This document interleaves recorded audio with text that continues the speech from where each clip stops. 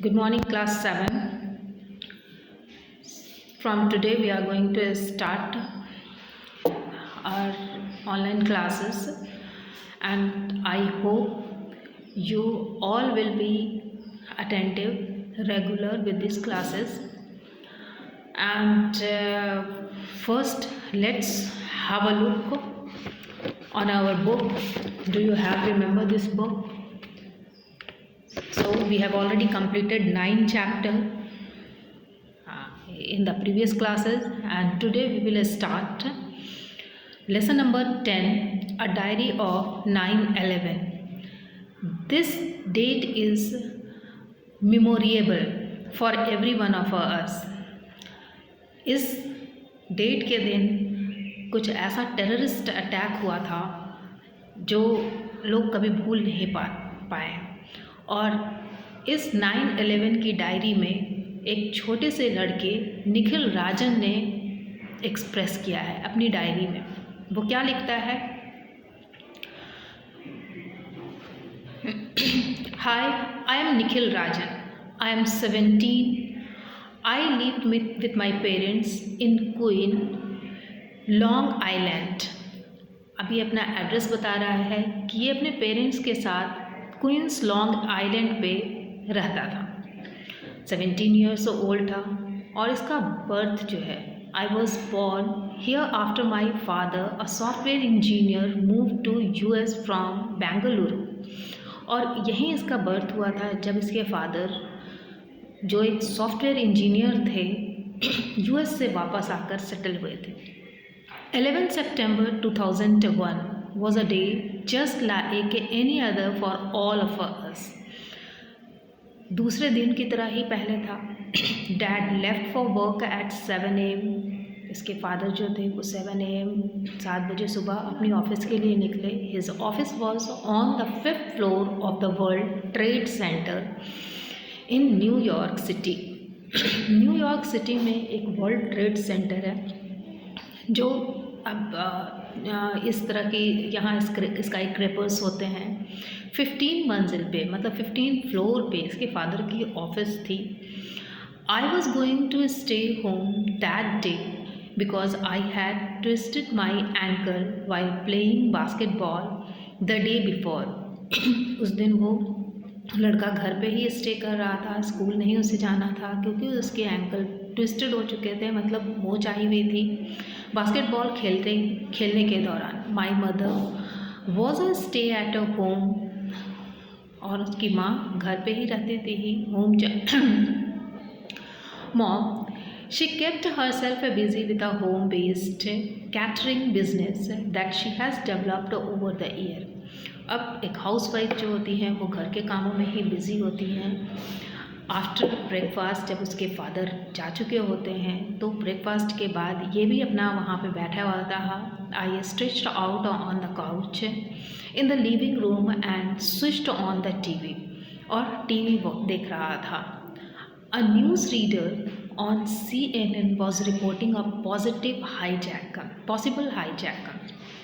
और CNN channel पे news reader बता रही थी कि शायद कहीं पे हाईजैक हुआ है, मतलब there was a possibilities reporting a possible hijack. वो हाईजैक की खबर सुना रही थी। I always kept a diary headings to note down any interesting bits of the news.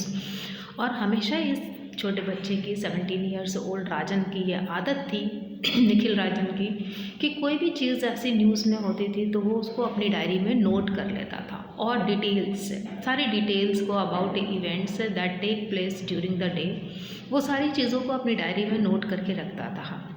ये एक अच्छी आदत है कि कोई भी चीज़ अगर हम लोग सुनते हैं तो उसको ओवरलुक कर देते हैं या दिमाग से निकल जाती है बातें, ध्यान से नहीं सुनते हैं। तो इस तरह की खबरों को हम लोगों को भी ध्यान देना चाहिए, उसको लोग लिख कर या रखना चाहिए। I reached for my diary and this is what I recorded about the shocking act of a terror on his moments day. और तभी उन्हें इस टेररिस्ट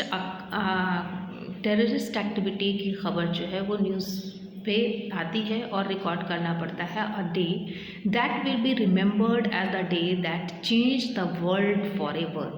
और ये दिन, इस दिन के इंसिडेंट्स, इस टेररिस्ट अटैक ने पूरे वर्ल्ड का की चीज़ें मतलब change the world for ever, दुनिया को ये रियलाइज़ करा दिया कि यूएस में भी इस तरह का टेररिस्ट अटैक हो सकता है। Means all of a sudden कहीं से भी कोई प्लेन आकर किसी बिल्डिंग में टकरा जाना। हम लोग जानते हैं कि जो भी प्लेन जो है वो हवाओं में जब उड़ती है तो वहाँ भी एयर ट्रैफिक होता है, अलाउ नहीं किया जाता है किसी अनजान प्लेन को उस एरिया में आने के लिए, रिस्ट्रिक्टेड एरिया में आने के लिए, या कोई भी अपना प्राइवेट प्लेन लेकर के कहीं भी नहीं जा सकता है। लेकिन 9/11 को क्या हुआ कि एक एरोप्लेन जो है वो वर्ल्ड ट्रेड टावर के साथ आकर टकरा गई थी। और ये प्लेन किसकी थी, क्या थी, ये सारा चीज़ सब टेररिस्ट एक्टिविटीज़ था। 6:45 टेररिस्ट 1 यानी T1 and terrorist 2 arrived at Boston Logan's airport. दो टेररिस्ट जो है बॉस्टन लोगन्स एयरपोर्ट पे पहुंचते हैं। 6:52 में क्या होता है कि तीसरा terrorist, the hijack of A United airlines flight 175 यानी एक यूनाइटेड एयरलाइंस फ्लाइट को वो हाईजैक कर लेता है, कब्जा कर लेता है, and calls terrorist 1 from another terminal at Logan to confirm they were going ahead with the attack as planned and they had the plan to attack on World Trade Center।